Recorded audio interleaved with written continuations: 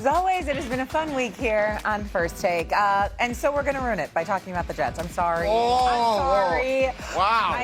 Wow. After nearly a decade-long separation, the Jets and quarterback Geno Smith are together again. Instead of waiting for him to be released, New York traded for Smith on Tuesday. If the Jets had waited, for him to be released Wednesday, they could have signed him for $1.3 million. The veteran's minimum, but they would have faced competition for him. So here's Geno Smith yesterday. I believe I still have, a ton of years left on my body to play this game, and I want to continue to try and maximize them. So I believe the Jets are getting a better players than I was in Seattle. I know that for a fact. Felt like I was back where I belonged, man. It felt special. Initially when I was drafted there, my goal was to play my entire career for the Jets and one day retire as a Jet. And although it didn't go exactly as planned, somehow, some way we got back here, and I'm eager to, kind of make things right if I can. All right, so Geno Smith is right. They are getting a better player since he has departed from the Jets, now the one that is returning. However, we have to ask if they are now on the right track. When I heard this news yesterday about Geno Smith going back to the Jets, I think I had a very different reaction than you two, not you, did. Damian Woody, Mike Tannenbaum, Joe Fulton here with us. D-Wood, I'll go with you first. What did you make of the Jets bringing Geno Smith back? I thought it was a really good move. I thought that they preempted any type of, if we all knew that Geno Smith was probably going to get released. He probably had options. So the Jets saying, you know what, we're going to preempt all of that. We're going to trade, basically swap picks and go get a guy that, listen, last year in Las Vegas Raiders absolutely stunk. They had the worst offensive line. You could make the case the worst roster in the National Football League. If you look at the 3 years prior in Seattle, Geno Smith played like a top 15 quarterback in the National Football League. If the Jets are getting that, they are getting a massive upgrade at the quarterback position. And then to go along with some of the other moves that I think GM Darren Muji and Aaron Glenn have made, I think they've absolutely raised the floor of where they are right now.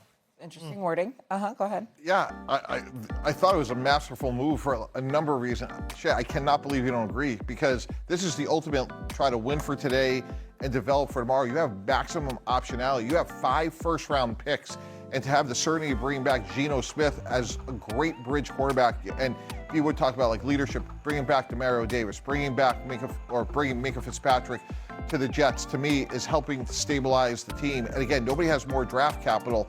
And from a Geno Smith perspective, I'd say this. When you talk to veteran quarterbacks and recruit them, which I did a lot, first question is, how am I going to be protected? And you think about Armo Membo, Olu Fashanu, you think about Tippmann. That is a great place to start in terms of the offensive line. Ironically, they brought over Parham from the Raiders as well. So if I'm Geno Smith, I know I'm going to be protected. I got Garrett Wilson, Mason Taylor, Breece Hall. So the cupboard is not bare on offense. If I'm Geno Smith, this is a marked improvement over the offensive situation from Vegas. In a vacuum, the Geno Smith move, it makes plenty of sense, right? He comes in, veteran. He had a nice run in Seattle, and the Raider run was who was going to produce with that offense. Yeah, that is not his fault. No one. So I like the move of Geno coming in, but big picture, what does that tell us? It tells us the Jets are not going for their quarterback in the future this year necessarily. They might be looking a year down the road. Wait, how do you know that? How do you know what they're doing at 16? Maybe it's their guy, and then they're going to sit him for a year. But this is ultimately what worries me. If we're going to go Geno this year, we're going to take our time. Year one of Aaron Glenn was an awful year. Not to say it's on him, but that was just an awful year for the Jets. If this year is awful as well, if this doesn't show this thing's moving in the right direction, you could see Woody just deciding we're going to make a change. And then what was the point of any of this? Because now a new group is going to come in and have to reboot the whole thing. That's what worries me. Ooh, that's an all-time $100 to the center on that one. I mean, that's an all-timer right there. Mike T. It's my son who always costs me money one way or the other. It's on silent, and he's a favorite, so all-time. One way or the other. But that's what worries me about the Jets, is that if this year's about, all right, we're going to get organized and we're going to try to move our way into the future, then next year we make the big splash or whatever it may be, if this doesn't go well enough and they don't look like they're trending right, you blow up the organization again, and we're just right back where we started. But how can you not say they're going to be better this year? They've added so many good players. I'm not saying they're going to be elite this year, but there should be meaningful progress. And again, when you add that and bootstrap 5 first-round picks, like, that's the ideal situation you want to be in. How have they been with developing talent? They've actually been pretty well, to be honest with you. They've had talent. They just haven't had. They've had talent. Like they haven't had. What they haven't had is culture. That's where they've been lacking. They've had talent. They dealt away talent this past season with Sauce Gardner and Quentin Williams. Exactly. They've had right. So now what Aaron Glenn has done is said, you know what? The culture in this building has stunk. That's why I go out and trade for Minkah Fitzpatrick. That's why I go out and go get a DeMario Davis. Proven veterans who've done it all throughout their career and who are willing to mentor these young players. Because guess what? The Jets were the second youngest team in the league last year. So now you implement that with some veteran players. This is the third straight year they're going to have a new offensive coordinator and defensive coordinator. They basically fired their entire staff out of nowhere. And I understand it was Aaron Glenn's first year. We have visions of him sleeping at the combine when there's a position group going that they absolutely need to focus on. It's just hard for me when they go, and listen, I know Geno Smith is a good player, and whatever happened last year with the Raiders is not his fault. And he was a good player in Seattle, but there was a reason Seattle decided to move on from him, okay? And they decided to go in another direction. He wasn't producing at the same clip that last year he was there. And now you go to a Jets team, which I agree with you, has had talent, but they don't have, who's instilling this culture there? Who believes they're going to be in a better trajectory this year? Context is everything. When you're paying somebody $3 million on a $300 million cap, that's less of an impact than what Joe's going to fine me for my son calling right now.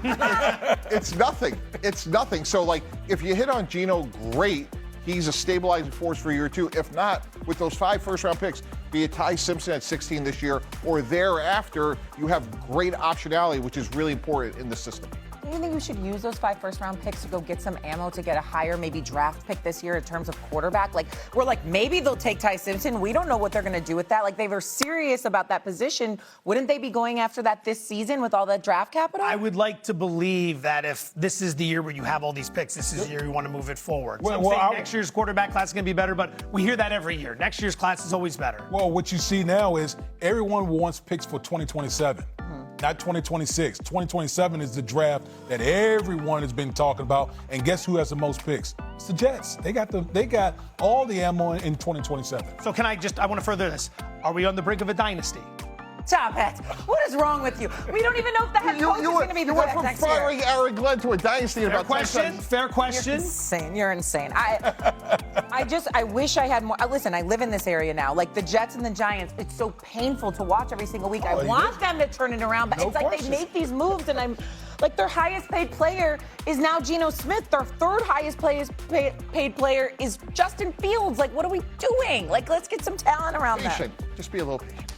Coming up, we have another round. USA against Canada. Also, is USA manager Mark DeRosa making better, defending his recent comments? Another thing, I just want to be better. The UFL is trying out some very interesting rule changes to their upcoming season. Could the NFL adopt any of them? Mike Rapoli, who has a major stake in the league, will join us next.